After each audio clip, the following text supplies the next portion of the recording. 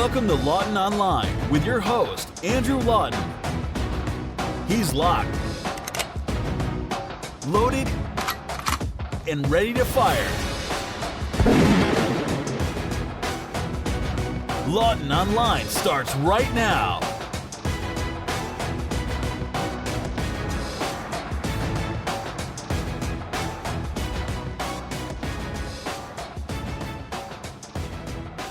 Hello, bonjour, salut. Welcome to Lawton Online on TheRebel.media.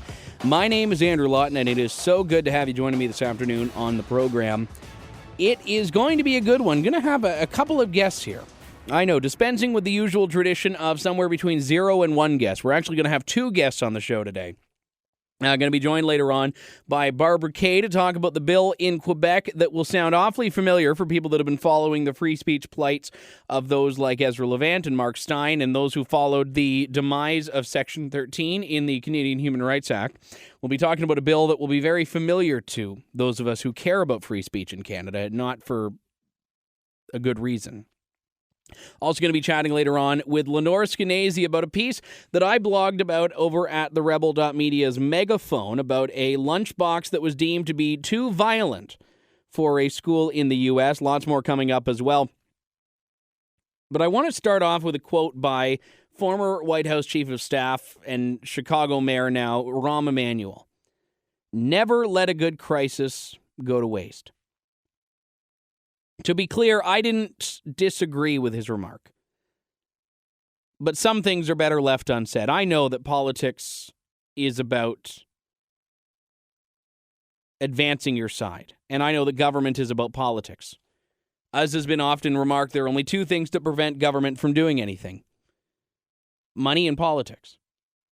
Doing the right thing is not always the top game. I get that. I'm not naive, nor do I expect it, but you never lend that thought to a soundbite. You never acknowledge that's your aim.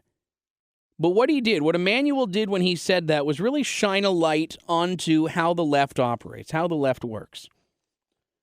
And we see it in so many other ways. And to be clear, I don't think the right is necessarily squeaky clean or innocent of it, but we see it mostly in the left, and we certainly see it in those who oppose gun rights, those who want to advance gun control. And this is a difficult topic for me because when last week Allison Parker and Adam Ward were shot, the 2 reporters, or the 1 reporter and cameraman at Roanoke, Virginia's WDBJ, I was saddened for them. This was not an act of terrorism. They were not targeted because of anything but a personal vendetta held by the shooter, Vester Lee Flanagan II, a.k.a. Bryce Williams. It wasn't even that they were targeted because they were in media. It was targeted because he thought they were racist. And what were they racist for? She had said working in the field, and she had said swing by.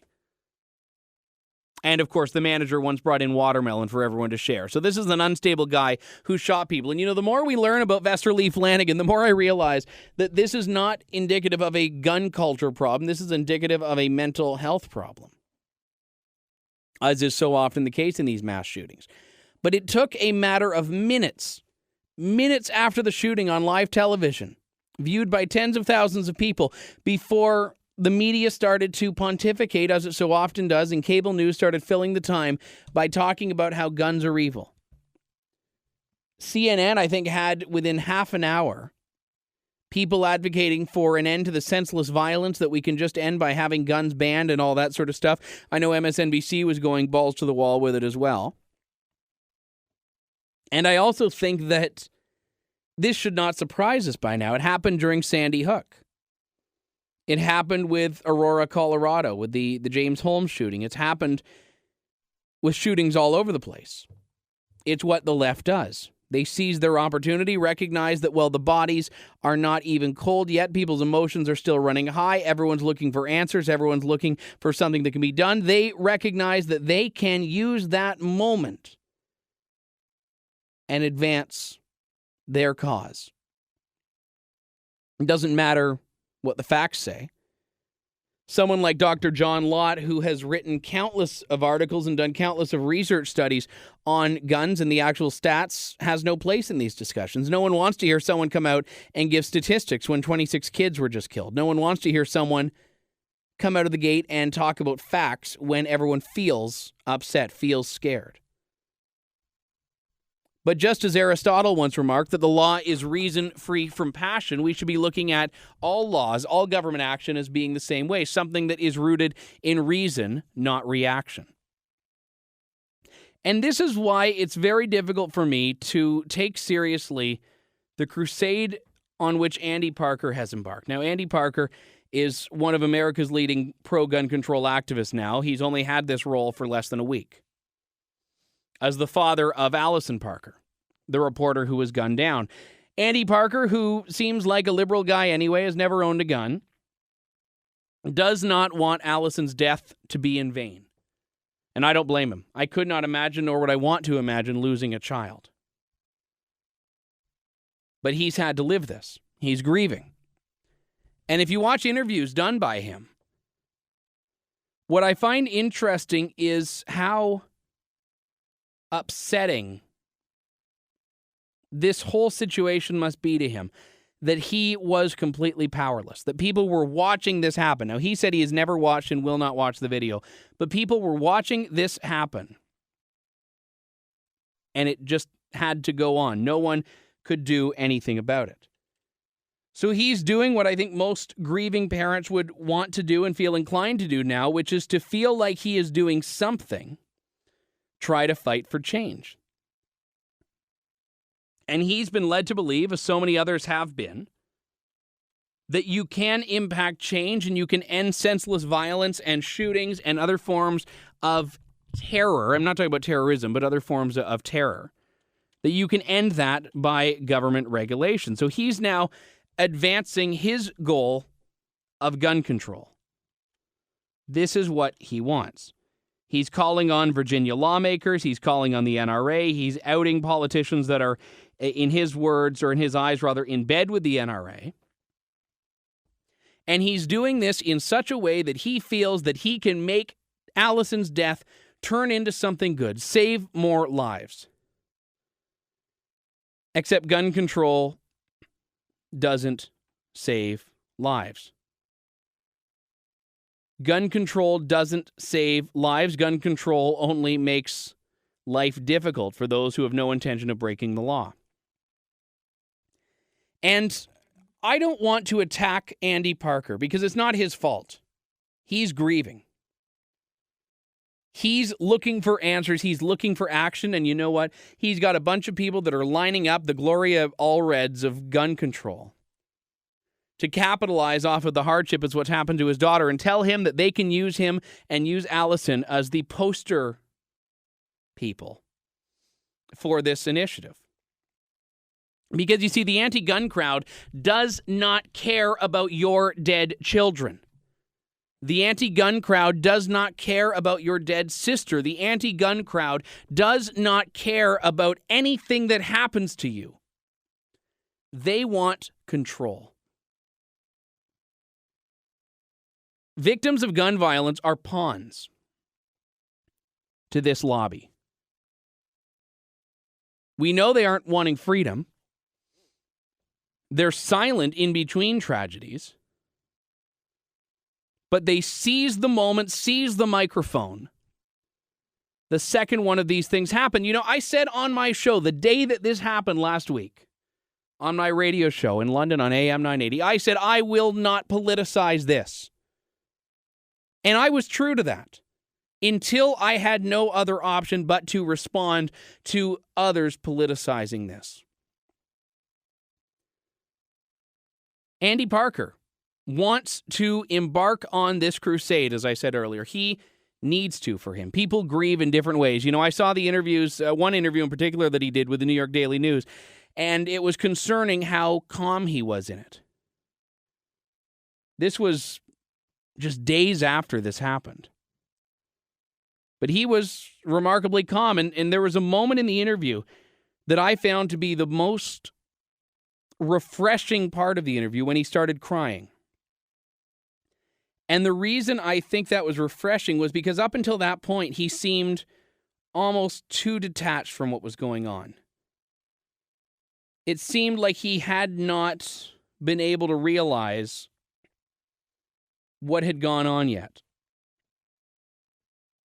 So I'm glad that that has now seemingly changed.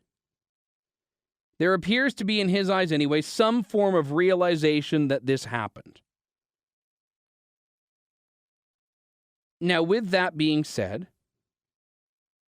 I also want to make this very clear that his crusade against gun ownership now is not his fault. It's the fault of those who are trying to seize this tragedy. But herein lies the big problem. He has said that because of what he's doing, because of the fact that he is now taking on the gun lobby, taking on the NRA, he's afraid. He's afraid for his life. He's afraid of what will happen if he pokes the sleeping giant that is the gun lobby. So afraid that he feels his life may be in danger. So afraid that he says he will need to buy a gun to defend himself against the gun-crazed, these are my words, not his, the gun-crazed lunatics of the NRA, people that like the Second Amendment. He's so afraid of them, he will need a gun to protect himself against them, he said. He said that the culture in the United States will lead to him being a target for violence. A couple of things. Number one, I don't think it will. The anti-gun lobby, the pro-gun control lobby, has been so loud that if this were true, that they needed to fear for their lives, they'd all be dead right now with all the guns that there are in the United States. They'd all be gone right now if this were an issue. Secondly, even if it was an issue, even if he was angering a group that wanted him dead, he's proving that the number one way you can protect yourself from that is by having a gun. He's saying that, yes, a gun for self-defense is a perfectly legitimate purpose of a gun. I agree. Unfortunately, Canadian law doesn't agree in terms of firearms ownership, although the courts do uphold one's right to use a gun for self-defense, although not without having to spend tens of thousands of dollars defending yourself. That's a story for another day. He said, quote, "I don't want to take any chances," unquote. Now, does this sound like someone who is of sound mind at this point to make the decision about owning a handgun and carrying it around? He's grieving. He may be depressed. That's a form of mental illness. This is not the type of person that should have access to a firearm. Maybe he's trying to prove a point. Maybe he is involving us in a big, long experiment. I don't think so. I think it was an honest remark that he feels this is a good way to protect himself, and he's absolutely right. I don't believe it's a hypocritical... Well, I believe it is a hypocritical comment. I don't believe he's a hypocrite. I think he's been leaned on by other people in the course of this, and I can't prove it. But I think it stands to reason that this is something that would have or could have happened. And when we look at something like this, an event like this, we all want the same questions answered. Why? Why did something like this happen? Did it happen because guns were legal? Let's talk about Vester Lee Flanagan. The man behind this, who everyone seemed to think was a ticking time bomb. I have not heard anyone, and I've read dozens of articles about him and about this shooting. I have not yet heard a comment or read a comment by anyone that said, I really don't know where this came from. He seemed like such a nice and calm guy. No, he was known for his temper, known for his anger, known for his race baiting, known for being a perpetual victim, known for thinking that everyone in the world was out to get him. They were homophobic. They were racist. That was what he was known for. People he worked with were terrified of what would happen when he was fired.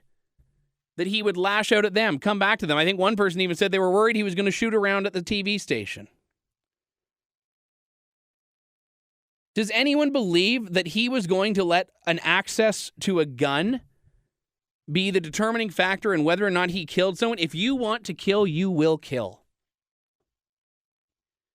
I'm looking at a campaign, and I can't remember if I talked about it on the show or not on my podcast. I know I talked about it on the radio show.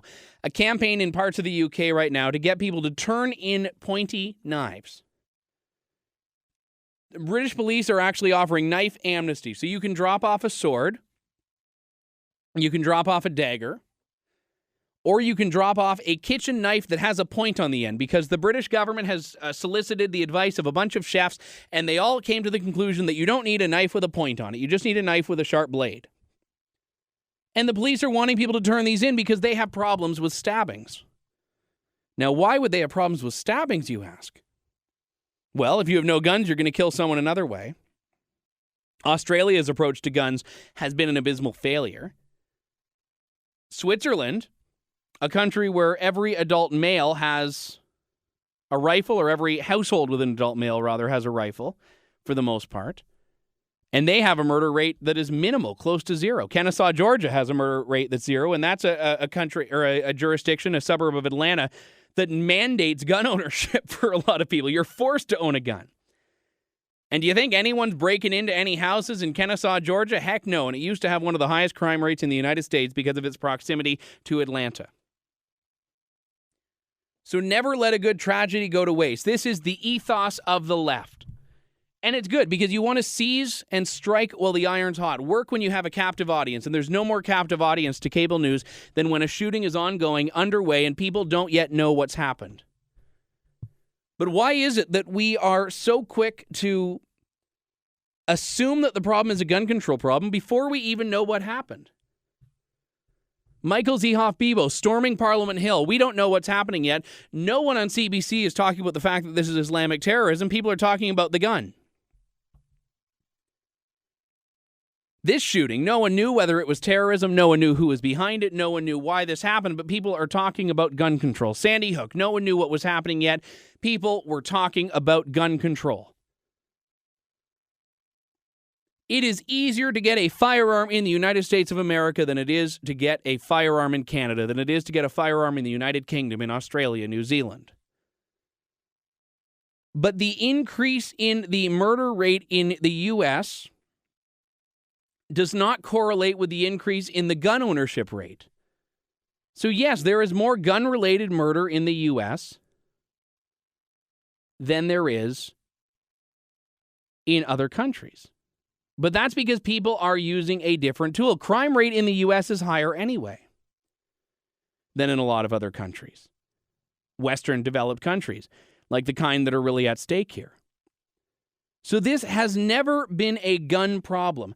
And I just have to give a brief story here. I saw a news report, a local media report this week, talking about shots fired in a suburban street in London, Ontario. Now, London, Ontario is my hometown, so that's why I saw this story, because it's otherwise a non-story. And what happened was a couple of shotgun shells were fired off, some vehicles were damaged, no one was hurt, 2 people were arrested and charged. At the scene, police seized 1,500 rounds of ammunition. That's what police seized, 1,500 rounds of ammunition. And in the process, they also seized a couple of guns, etc. And I saw the comments online about this. People were terrified. Oh my goodness, why did they have 1,500 rounds of ammunition? What do they expect to do with that? People were doing this, and I was laughing. I was laughing hysterically. Thank goodness I wasn't on air at the time, because I'm like, I bought like 1,000 of them last weekend for like $80. I find it hilarious. 1,500 rounds of ammunition, and it goes to show how little people understand about firearms. And you know what? We know things about the world in which we live. If you've never owned a gun, shot a gun, fired a gun, known anyone that has one, you're not going to know the difference between a bolt action and a semi-automatic. You're not going to know the difference between an assault rifle and an AR-15. No one in the media who writes about them knows it either, which doesn't help matters. But I found it laughable, and I rarely get into, Facebook comment wars, but I had to get in on this one. I said 1,500, I guess they were running low. And a couple of people thought I was being sarcastic. A few people got the point, and then, some people were saying no one needs that many rounds. And no, the point is you don't need any. But I look at an AR-15 where someone like Adam Lanza goes into Sandy Hook, kills, I believe, 26 children with it in a matter of minutes.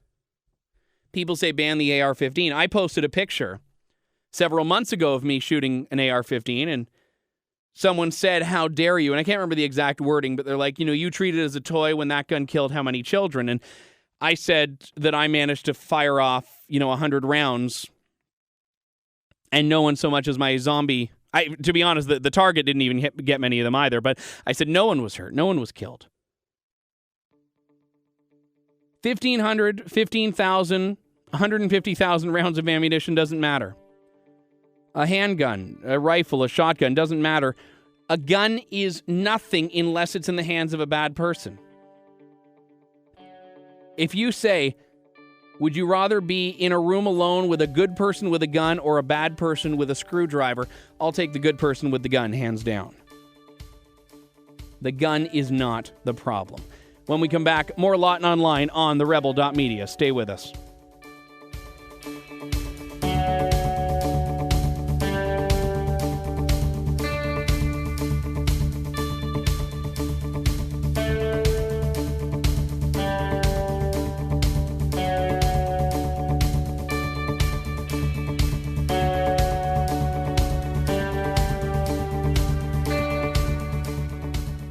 He's irreverent, intelligent, and indefatigable. You're tuned in to Lawton Online with Andrew Lawton.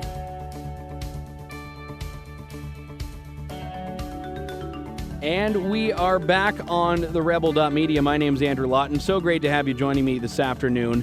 Bit of an interesting topic here. I got to qualify it by saying I blogged about this last week, and it's not entirely clear if this happened as it's been relayed, and I'm going to share a little bit about that in a second. So I want to qualify it up front, but this is why I'm focusing on the bigger picture here. I don't know if kids today know who Wonder Woman is in that great a number, but in this case, one child at a secular private school in the U.S. liked Wonder Woman, in fact, had a Wonder Woman lunchbox. I didn't know Wonder Woman was controversial, but let me read the letter that this lunchbox earned the parents of this child in the U.S.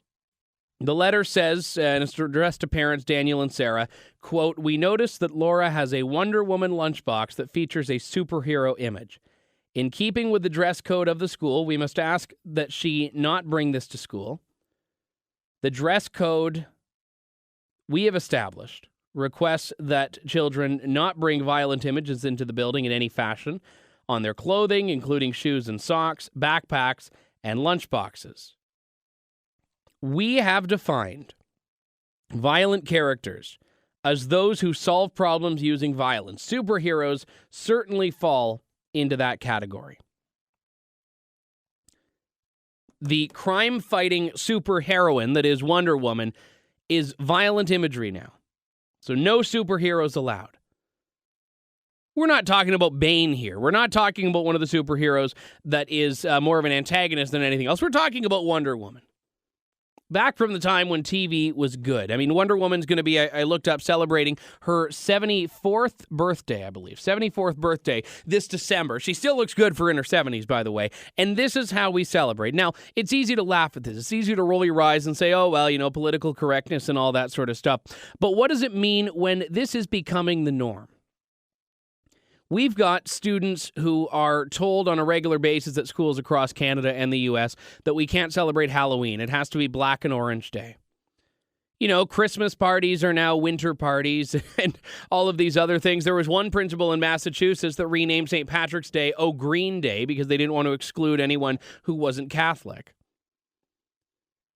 And then you have the more serious issues like overreaching sex ed curriculums, for example. The fact is, being in a school, being in a public school or an elementary school of any kind is one of the most dangerous places you can be in terms of the threat of indoctrination.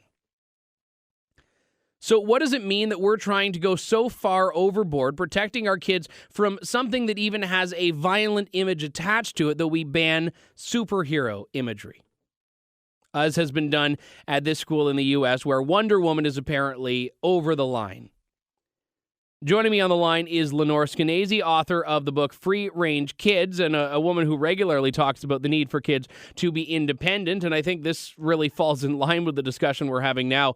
Lenore, it's great to have you on the show. It's good to talk to you again. Thank you for your time today. Well, thank you. too, Andrew. Thanks for calling me up. So we were mentioning a couple of moments ago, just before or just at the top of the segment here, about this story out of the U.S. And obviously we don't know what school it's from yet. So some people have raised questions as to whether or not this may have went down as it looked at here.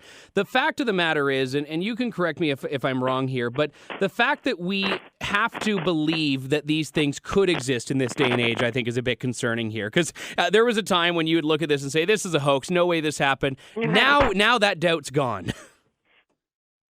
Because zero tolerance, which you've probably heard about. It's the idea that rather than making decisions based on rationality, compassion, or common sense, schools feel like they have to be against anything that has even a whiff of danger, to the point where I'm sure you're familiar with some of these stories. Down here in my country, my crazy country, it was 2 years ago, a boy was thrown out of school for several days because he had taken a Pop-Tart at breakfast and bitten it into what he thought was the shape of a mountain. But the administrator said, no, that's the shape of a gun. Guns are not allowed on campus. Anything that is reminiscent of a gun is not allowed on campus. Children will be traumatized. This is too dangerous to have. And the poor 7-year-old was kicked out of school. And a Pop-Tart. A Pop-Tart, oh, right, a Pop-Tart, an unloaded Pop-Tart. Let's be frank, right? So actually when I go on lectures now, one of the things, like if I'm talking to a high school or college crowd, I always have somebody come up on stage and bite a Pop-Tart into the shape of a gun, and we vote on whether it, how realistic it looks, and some people are pretty good. I mean, like some people can almost get like the little trigger part bitten, if they're really artistic with their bites. But even so, I think we agree that that's overboard. But, when you think about zero tolerance, there was, the idea behind it is so crazy, which is that even with the rationality of the Wonder Woman, somehow our kids are so fragile and the world is so dangerous that even something resembling something dangerous somehow literally puts them in harm's way. I mean, there have been kids kicked out of school for one boy made a gun out of Legos, and by gun I mean 3 Legos in one direction and 1 Lego in the other direction to be the handle. There was a girl in kindergarten who said she was going to go home and get her bubble gun, like a gun that shoots bubbles, and shoot her friend, and she was kicked out of school. I'm trying to remember one boy who had autism drew a picture of a bomb, and merely drawing a picture of a bomb got him kicked out. And my favorite was a girl who had a piece of paper that she had torn into the shape of an L. And of course, if you turn the L sideways, it's the shape of a... Oh yes, a gun. Oh yeah, yeah. Stand back. I've got I've got an 8.5 by 11 sheet of paper, and I'm not afraid to use it. So it's a very hysterical moment, but it's reflective, I think, of a society that is convinced that children are in constant danger, and if you can come up with another new way that they're in danger, and you've noticed it, and you've pointed it out, and you've outlawed it, then you are a better human being than the rest of us.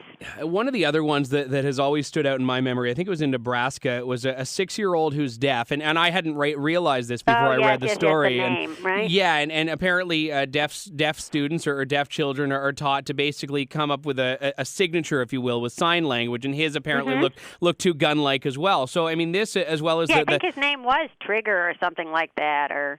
I don't know. I don't remember. But the fact is that in 20 seconds, you and I have rhymed off at least half a dozen of these, and probably with some research could find more, suggest that this is, in fact, a real problem. And it's not just with gun, sort of reactionism as well. I remember in my my hometown, the school board there a few years ago banned peanut butter substitutes because something that looked like peanut butter could be a traumatic for someone. And they're different, but they all fall into this same, I think, school. The overarching idea is extreme hypersensitivity is expected and rewarded. So if you're thinking not only that there might be a kid allergic to peanut butter, but that if they even sit in the same room as peanut butter, and if they're even in the same room as something that looks like peanut butter, all bets are off. To me, it actually reminds me of this sort of continuum from the zero tolerance in schools, grammar schools on up that we're seeing, to the trigger warnings that we're seeing in college, which is warnings that professors are now putting before any kind of reading that he he or she might assign that might trigger somebody's bad traumatic memories. So if you're going to read The Great Gatsby and you grew up poor, well, this might trigger your feelings of insecurity because you don't have the same wealth as The Great Gatsby. Or if you're going to read Huckleberry Finn, it may trigger terrible feelings about slavery and oppression, even though it's a work of fiction, and moreover, it's over 100 years old.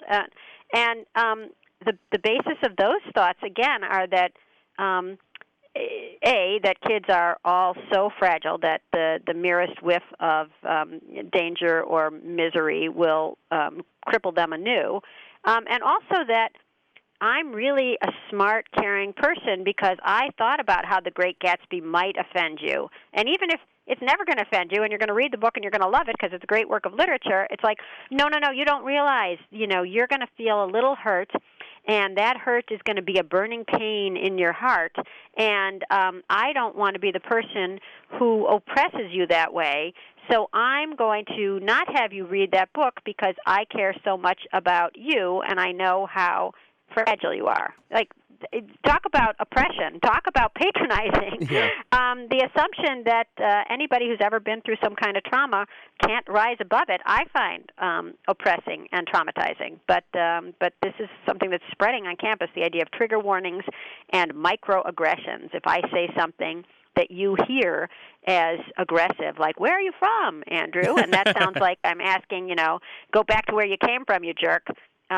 So you're supposed to sort of think about anything that's going to come out of your mouth and how it could possibly be misinterpreted as something cruel, sexist, racist, mean, bullying, and then just shut up. So you put away your Pop-Tart gun and you just smile and nod to people, and you read Goldilocks and the Three Bears, and why was she Goldilocks? Why wasn't she, Native American locks, And everything is just too much for children to bear, or so this contemporary culture believes.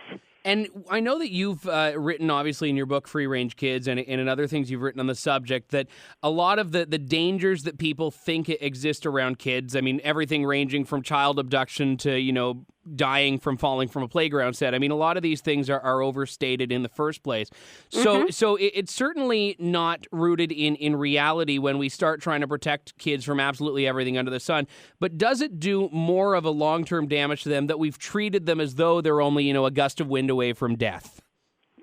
I think so, for sure. First of all, I mean, what they are a gust of wind away from is, obesity, diabetes, and depression, because we're locking them inside. We're so afraid of the outside world. But also, I mean, I think anybody listening can probably remember something that they absolutely loved doing as kids, thinking back on their childhood, whether it was running around in the woods, riding a horse, making a fort, just playing in the park, that they don't see any kids doing anymore.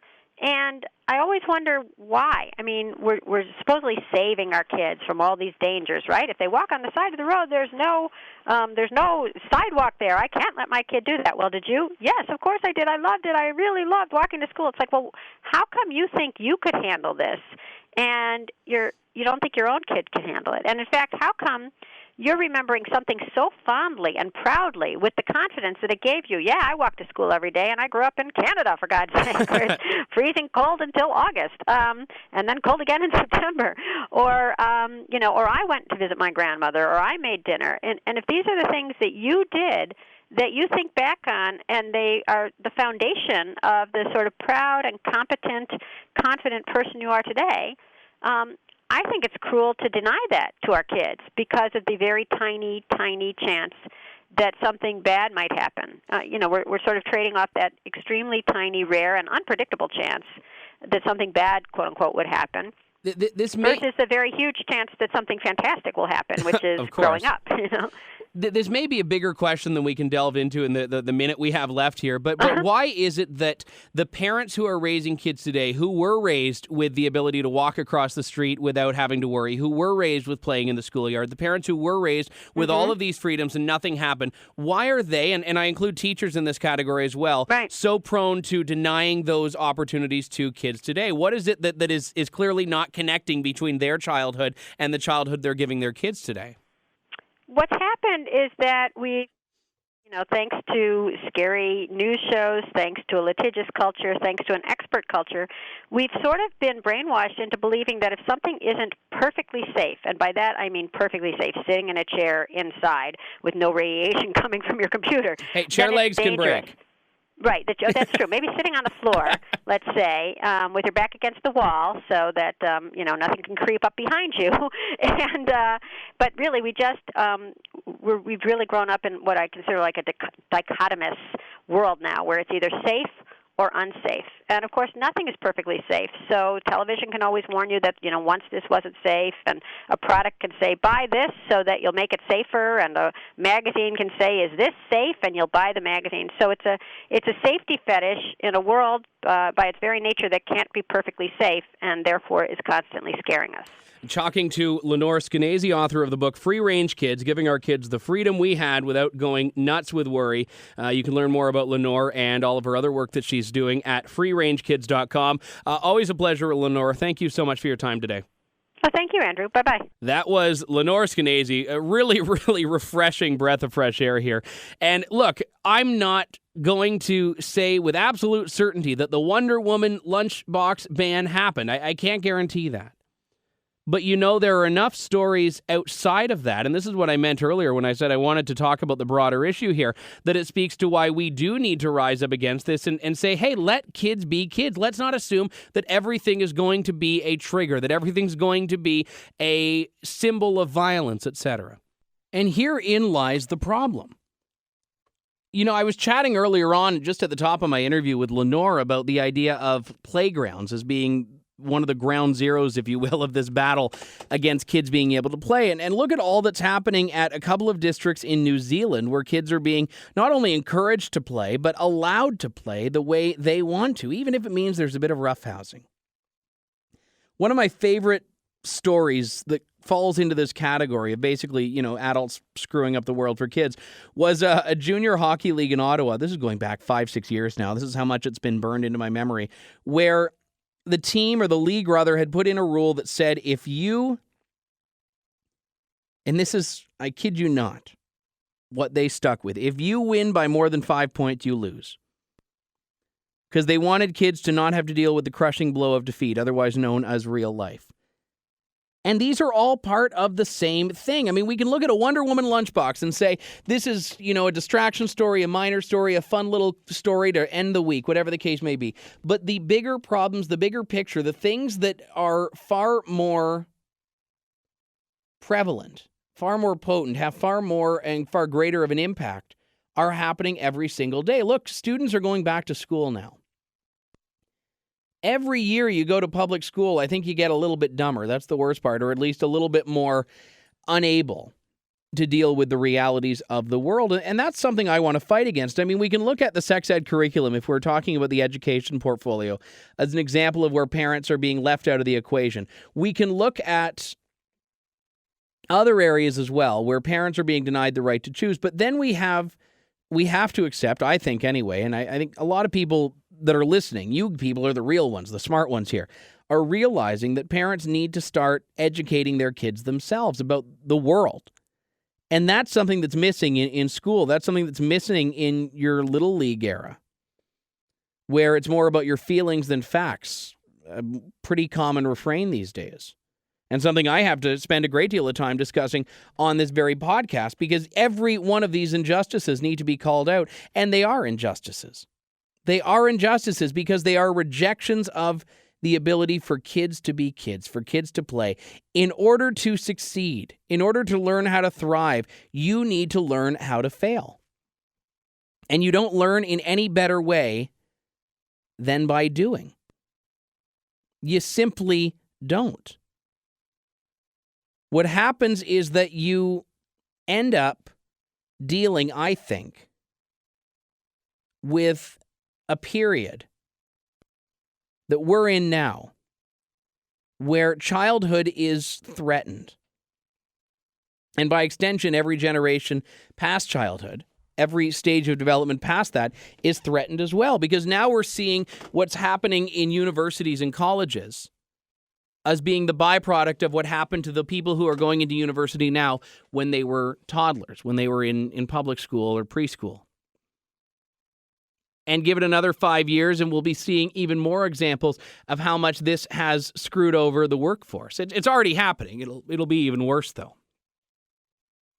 You can call it political correctness. You can call it the generation of snowflakes. Margaret Wente in the Globe and Mail wrote a great piece the other day in which she was talking about the snowflake generation. And she was tackling the idea of participation awards and trophies and medals. And she was specifically talking about a kindergarten graduation party. And she was talking about snowflakes. And she had a comment at the end of her piece that was so incredible and well put. She said, the thing that people fail to realize about snowflakes, of course, known for every one of them being unique. She said, the thing about snowflakes is that when they hit the pavement, they melt. And maybe she didn't write the line. I don't know. Maybe this is something that people just say and I've never heard it before. But I think that there is so much truth and power to that statement. If we treat kids like snowflakes in celebrating their uniqueness, then the problem is we have to deal with the byproducts of the other qualities that snowflakes possess as well. It's the same as a delicate flower. A gust of wind can flip that flower away and throw it into the wind. And you know what? I think that is what we're doing with our kids. We're treating them as so fragile and delicate, coddling, helicoptering, hovering, etc., that now there is no need for them to be independent, no need for them to grow. It starts with the Wonder Woman lunchbox is too violent. It ends with kids living in a figurative bubble as they go about their entire lives. Remember, this is a day and age. CFIB, the Canadian Federation of Independent Business, had a great report about this the other day, talking about work ethic. This is a day and age where young people, teenagers, are bringing parents to job interviews. And grown-ups are getting parents to call in sick for them to work. It's already begun. It's just time now to push it back. More of Lawton Online in just a couple of moments. Stay with us.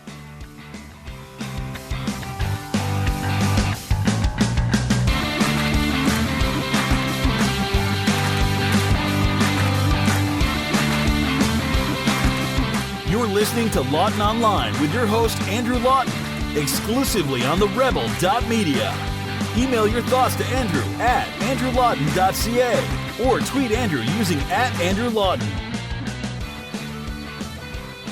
So anyone who is familiar with journalism school or journalism practices, etc., not even intimately, just even passively, has probably heard of this old quote that's often paraphrased, requoted, misquoted, misattributed, etc. But it's basically that when a dog bites a man, that's not news. When a man bites a dog, that is news. Well, today, my friends, I have a dog bites man story, as in the one that's insignificant, if ever there was one. CBC has misappropriated a comment that I made, and CBC readers are too dumb to figure out that actually happened. A little bit of backstory on this one. So I don't know if any of you saw the viral YouTube video last week, Harper Man, which was the work of an Environment Canada scientist in migratory bird patterns, Tony Turner. A month shy of retirement, decided to make a folk song very, very heavily criticizing Prime Minister Stephen Harper, or as CBC calls him, Conservative leader Stephen Harper, which is true, but a little bit disingenuous. Anyway, Harper Man has galvanized the public on both sides. It was a catchy song, had a chorus of tone-deaf backup singers going alongside him, and as a result, Turner was suspended with pay while it's investigated whether or not he broke the rules concerning public servants and political activities. Now, I know from when I worked in Ottawa that this was an ongoing challenge and question that people raised, and I want to set the record straight. I do not believe that Tony Turner should be fired, nor do I believe he should have been suspended, nor do I believe, based on my understanding of his jobs and the rules, that anything should have been done whatsoever. But the problem with the rules concerning public servants and political activities is that they are very subjective. It depends on your job, it depends on your position, depends on the size of your department, depends on the nature of the criticism, depends on the scale of the criticism. Well, the video's been viewed more than 500,000 times, so the criticism is on quite a large scale. Environment Canada decided to respond by figuring out if anything happened and suspended him with pay. This is for public servants a dream come true. They get money for doing no work. I don't know why people are complaining. In any case, I looked at the rules. I don't think he broke any of them. And I'm assuming he'll be back at work pretty soon. In fact, by the time this is released, maybe he will be. Who knows?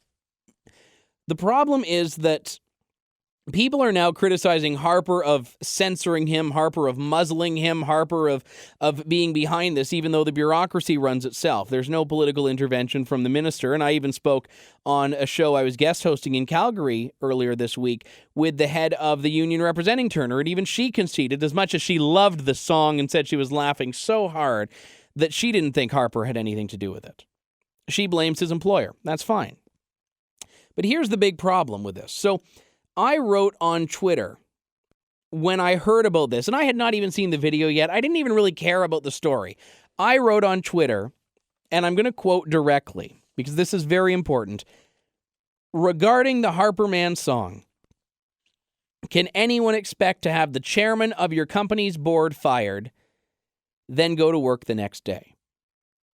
That's what I asked. And I was genuinely asking, because you know what? If I slagged the chairman of my board of directors of the company for which I work, I'm assuming that I might have to answer some questions in the boss's office the next day. If I did an episode of this podcast where I was slamming Ezra Levant, Ezra wouldn't care because he's a cool guy, and I wouldn't do it anyway. But if you knock the head of your company, it's not to say you shouldn't be allowed to. It depends on your company, etc. But you may have to answer some questions about it. Now, I get it. A government is not a corporation. A government is not a company. But what I was trying to make the point of doing is that you can't necessarily bite the hand that feeds you, no matter what the circumstances are. If he had gone on the record criticizing a coworker, he would have violated HR policies, which even the government of Canada has, yes. So I was more making a musing than anything else. Well, CBC, and I didn't realize this, had included my tweet, my comment, in its article on the Harper Man case. They included a selection of, like 6 or 7 of them. Most people were talking about how great the song was and how much they loved it. But then they included mine. And this is what they said as the headline above the tweet that they embedded. There's been some backlash online too. Some think that Turner should be fired over the tune. And then they included my tweet saying, regarding the Harper Man song, can anyone expect to try to have the chairman of your company's board fired, then go to work the next day? I never said I wanted him fired. I never said I thought he should be fired. I asked a question, and a CBC reporter, whose name I had never heard before, named Hayden Waters, decided that it was appropriate to claim that I was basically, or infer that I was demanding Turner's firing, which I wasn't.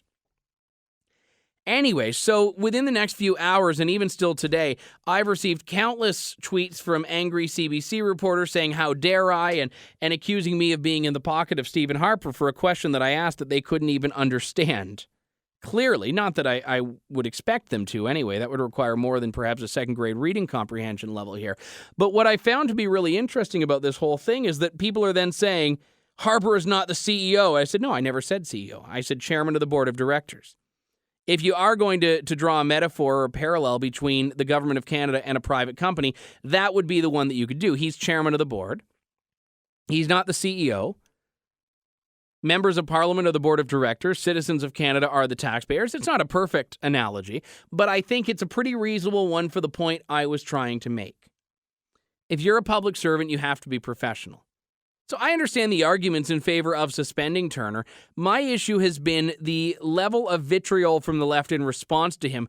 The vitriol's not directed at him. The vitriol's directed to the Prime Minister, who had nothing to do with the song. Somehow this man's been elevated to the level of martyr, even though he's literally getting a paid vacation. Public sector employees threaten to strike over not getting paid sick days. He's getting this handed to him, and he's still complaining. The guy's retiring in a month. And he'll get to retire even if he's on leave. He's getting early retirement. More people should come out with Harper Man songs if this is what you get out of it. I'm pretty sure that every teacher in Ontario is going to be doing their own cover version of Harper Man, hoping they're going to get suspended as well. Got to take a quick break here. I had to share that with you. Misquoted by the CBC. Dog bites man. More of Lawton Online coming up in just a couple of moments. Stay with us, Canada. We'll be right back.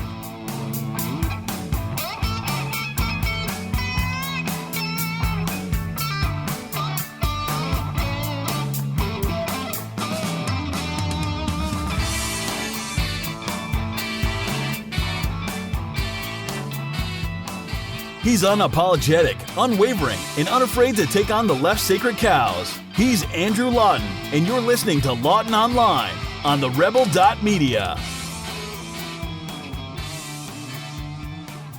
We are back here on Lawton Online, and I wanted to do something that I generally try to avoid, so please do forgive me here. Talking about Quebec. Yeah, I know. It's the Florida of Canada. If ever something absurd happens or ridiculous happens, you can generally point to Quebec or BC. Let's be an equal opportunity provincial bigot on this. But Quebec is currently advancing potentially a proposed law called Bill 59, which is in a lot of ways a rehashing of some of the same things that conservatives fought so hard against, small c conservatives, in the Canadian Human Rights Act's Section 13.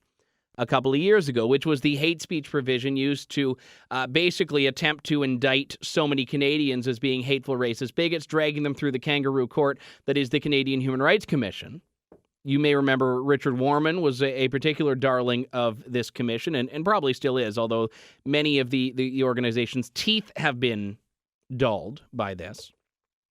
Bill 59 aims to do a lot of the same things, which is silence criticism, citing feelings over facts, like what we were talking about earlier on in the show.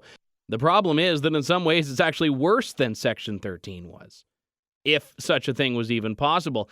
I had the opportunity the other day to speak with Barbara Kay of the National Post about this, a Quebecer and someone who does criticize, with good reason, some components of cultural Islam. Barbara, it's really good to talk to you. Thank you for your time. Always a pleasure. Let's talk a little bit for those who haven't been following this, because I think there's a bit of a wall sometimes between Quebec and the rest of Canada, sometimes admittedly for good reason. What is going on with Bill 59? Bill 59 was proposed along with Bill 62, by the way, which is not getting as much attention, and that's the one that would actually, paradoxically, have women uncovering their faces in the public sector. So it's kind of a yin and the yang of Quebec politics. Sorry. On the one hand, Quebec is all in favor of religious neutrality. That's the whole point of Bill 62. But Bill 59 gives special attention to what the Quebec Human Rights Commission considers Islamophobia, and has brought forward this bill in order to police the Internet. And this is something that's no doubt familiar to a lot of listeners on my program, because when we were talking about, going back to the time that Section 13 of the Human Rights Act was in place, this whole idea of policing Internet speech is something that I thought we had gotten rid of. Well, we all did. This one is actually worse than Section 13, because Section 13 was about groups that were maligned or thought that they were maligned. Bill 59 allows for individuals to come forward and say, hey, I didn't like what you wrote about, Islam. I'm offended. I'm going to sue you through the Quebec Human Rights Commission, and if I win, you're going to be fined. You could be fined up to $20,000. You're going to have your name on a permanent list online of people who've been convicted of hate speech, under Bill 59. I mean, it's very draconian, very totalitarian, and scary. It sounds like in a lot of ways a codification of this idea of microaggressions, which is that all you have to do is prove that you felt badly about something, and that's all that matters. Well, that's it. It's about feelings, and it's not about actual incitement to anything. We already have a hate speech code. We don't need any more. So this is not about incitement to violence. This is about somebody feeling offended. And it's only on one issue, or it seems to be only on one issue, and that's if you're a Muslim or on behalf of a Muslim, because it doesn't say, it only says When the head of the commission was justifying this law, he said, well, and he gave an example, if you write something on your Facebook page criticizing Islam, he didn't say criticizing religion or criticizing people's belief systems. He just said Islam, and he has said in the past that he took the inspiration for this bill from UN resolutions, and he means UN resolutions put forward by the Organization for Islamic Cooperation, the 57 states that are ruled by Islamic theology and already have very draconian speech codes that you can be, flogged or put into prison even for suggesting that Islam is not perfect or that there's ways to make it better or whatever. So to take inspiration from a group like that tells me that this is somebody who is very much into the appeasement of this alleged Islamophobia, which, as far as we know from evidence, doesn't even actually exist in anything but a very low-grade form as compared with other forms of hate, anti-Semitism and anti-gay, activity. So the whole thing looks to me like appeasement of those who, it's like the Charlie Hebdo thing. Don't make fun of Islam, or this is what you'll get. And my reading of this is this guy is saying, hey, we don't want trouble, we don't want, terrorism, we don't want angry people, and here's the best way to do it. Give in to their demand that we, not criticize. But it's not just criticism. You look at a website, as I said in my column, you look at a website like Point de Bascule, which actually tracks and records suspicious activity by Muslim Brotherhood operatives or jihadists. This is very useful information. Hugely. And that could be shut down. Is there in this law a censorship provision? Do they actually have the power to shut people down, or is it just to punish them? Which could lead to that in the end. I just didn't know if the government had the power. Effectively, it's what website is going to continue to publish material if they're fined $20,000 for doing so, and their name is put on a list of people who are inciting to hate. I mean, they don't have to say it's we're going to intimidation, though. Oh, it's more than intimidation. It's to me, it's punishment that is very extreme for a democratic country. I mean, it's that believes in freedom of speech or supposedly believes in freedom of speech. And even the fact that this bill could be brought to hearings when the internet is supposed to be a federal jurisdiction. The driver of this bill, Jacques Frémont, has made it clear he's an activist. He's not somebody who just wants to keep people from having hurt feelings. This is a guy who wants to test the limits of federal jurisdiction. He wants to take this to the Supreme Court and find a way to get around it. He wants Quebec to have its own code, and he thinks this is going to make for a better society, a happier society, a society that is vivre ensemble, that's living together with inclusivity and all this nonsense. In fact, what he is really doing is muzzling honest criticism. And people like me, a lot of the stuff I write would no longer be admissible. Yeah, I wanted to ask you about that because you mentioned in your piece that, the honor killing portfolio, for example, something you've written a great deal about in newspapers as well as elsewhere. This is something that if you address the cultural roots of it, which is in a religion, not in just, family troubles, it's in a religion and a culture there, that could be something that could run afoul of these laws and lead to you being fined and named on this list. Absolutely. I would have to stop writing about that immediately. And the fact that, for instance, if I were to say it is a fact that most victims of honor killings are Muslim girls and women, that's a fact. And you could say it's in the public interest because we want to protect Muslim girls and women. And these are proofs against defamation, according to our laws, but they would not be proof. And by the way, this is, when you go to court for defamation, you've got a due process thing going on there. You've got things like reasonable doubt. You've got actual plaintiffs, defendants, you're protected under the law. He's asking for the same powers that go on in a criminal court to be accorded to his commission, which are the same kind of people, just bureaucrats, that we saw in the case of Mark Steyn and Ezra Levant. And, when Section 13 was, they were merely trying to write or to talk about facts, things that had happened, events, like the Danish cartoons say, or in Mark Steyn's case, he was actually quoting from a Muslim source, and his speech was the one that was being punished for actually quoting, an imam, I think, or whoever he was quoting. That just shows you how irrational and punitive and really repressive, and it's all for one religion's sake. This defies every principle upon which a democratic society is based. One question I wanted to ask you, just for a greater sense of context here, because I've been to Quebec. I mean, growing up, to Montreal to visit family, every year. But I haven't been in years, and when I have been, it's been for a couple of hours when I was living in Ottawa. So I don't have a sense of the culture in Quebec as you do.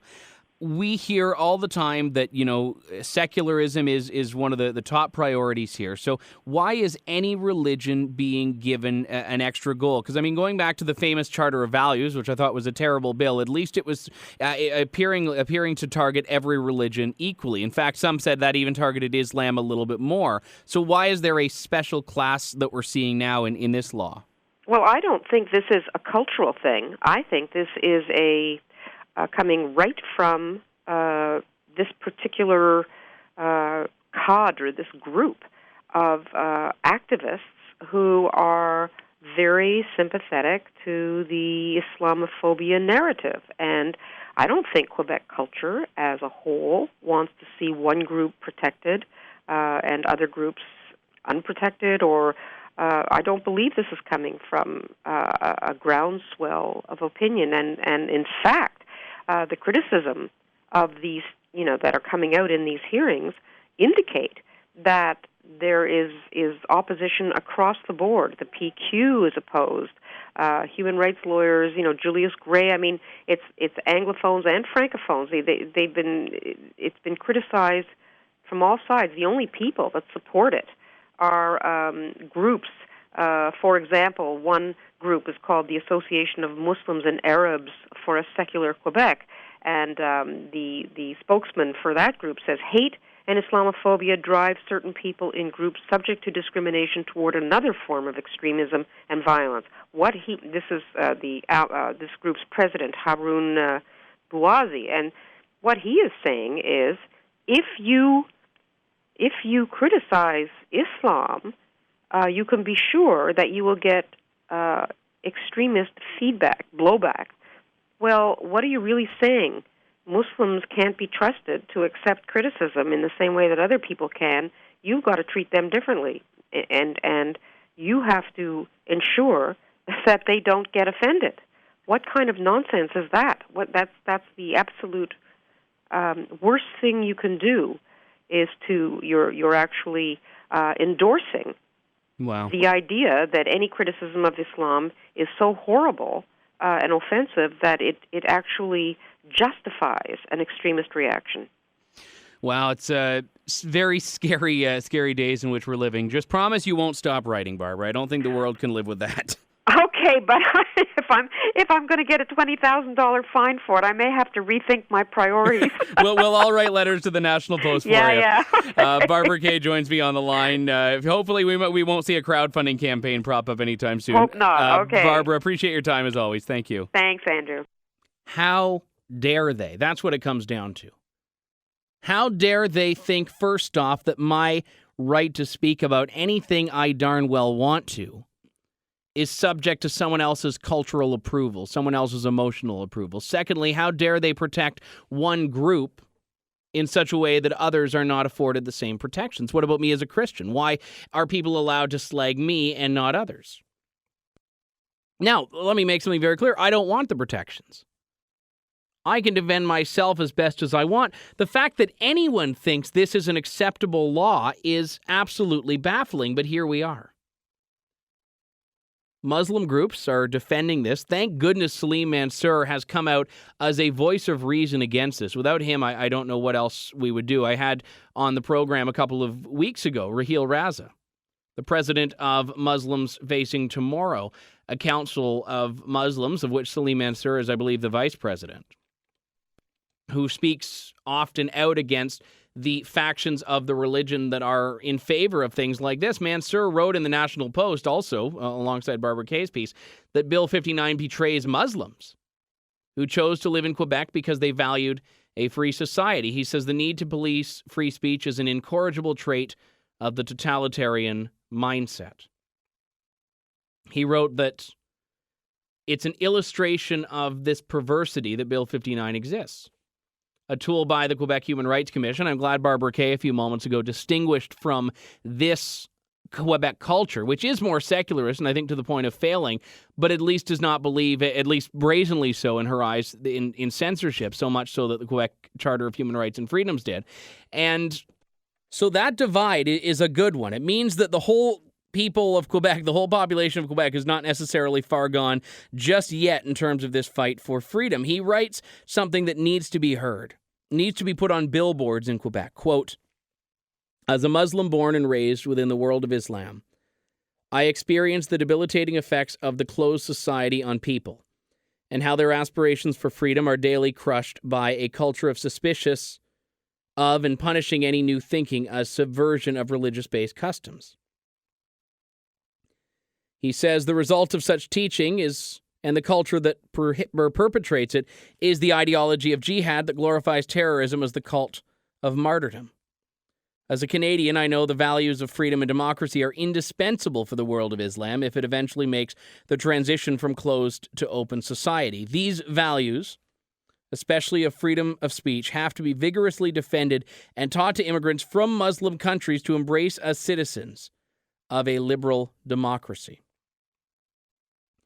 I don't believe that anyone who comes to this country or holds different religious values in the country than most should cast aside our freedoms for this veiled sense of protection.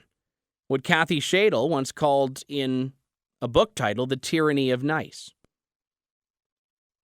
What Charlton Heston referred to as political correctness being tyranny with manners. It's exactly that. It's tyranny. And unlike in defamation, where the truth is a defense, the truth is no defense if you violate the sacred cows of human rights commissions. When the truth is that they're irrelevant dinosaurs that are no more concerned with justice than they are with actual human rights. More Lawton Online coming up in just a couple of moments on TheRebel.media. Stay with us.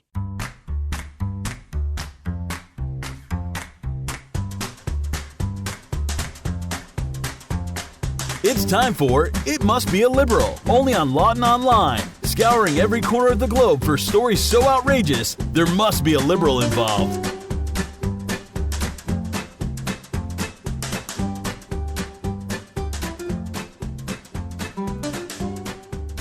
Welcome back. Yes, you heard the man. Time for It Must Be a Liberal, scouring every corner of the globe, from Bancroft to Bangkok, from Cochrane to Canberra, finding the stories so outrageous there must be a liberal involved. And today we actually go to the province of Alberta, where a new business is taking the province by storm. Well, they want to do that anyway, by selling one of the province's most prized natural resources. And no, I'm not talking about good old-fashioned oil sands oil. The company is called Vitality Air, and they are bottling and selling air. Yes, they are bottling and selling air from the Rocky Mountains. Co-founder Moses Lamb says it's an arduous process. She said they have to sit in Banff for 10 hours capturing the air, then bring it back, fill the bottles individually. Lamb will not admit how he does it, although says the business idea started when they put a Ziploc bag filled with air on eBay, and it sold for 99 cents, but then they did another one, and it earned them $168. Now it's a fully encapsulated metal canister with an inhaler on it. You can have 150 inhalations of this alleged Rocky Mountain Air. They've sold 900 bottles at $15 a pop, and it comes with an oxygen mask. All web sales from now to November are being subject to a partial donation of the profits to the Red Cross to help with wildfire relief, but they're still making a good chunk of change off this. Now, I want to be very clear here. The award for It Must Be a Liberal does not go to Moses Lamb and Troy Paquette, who have found a way to literally sell air to people who are living in it. No. It goes to the 900 people who have purchased a bottle of air for $15. It's safe to say that if you're prepared to do that for something you can get by walking outside and sniffing, it's safe to say you must be a liberal. There's no other way. We've got to wrap things up for the program. My thanks to Barbara Kay and Lenore Skenzy for coming on the program, and of course to all who tuned in. This is Lawton Online on TheRebel.media. We'll talk to you next Thursday, Canada. Stay tuned. Thanks for tuning in to Lawton Online. Check out TheRebel.media for lots more fearless content and commentary.